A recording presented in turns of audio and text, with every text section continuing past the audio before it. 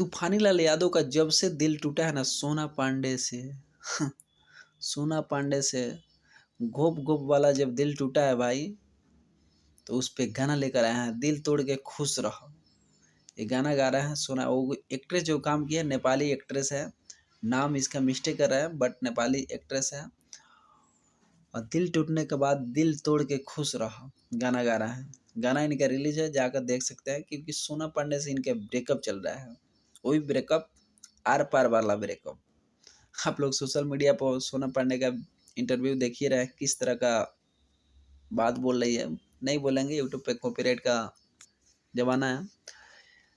और तूफानी लाल यादव समझ रहे हैं ना कितने हैं गिरे हुए हैं। तूफानी लाल यादव बहुत खेले हुए आदमी हैं, इनका कोई जोड़ा नहीं है। तो भाई दिल तोड़े हैं, आप खुद ही जानते हैं आप लोग क्या किए। तो आप लोग सोशल मीडिया पर आकर गंदा क्यों फैलाते हैं?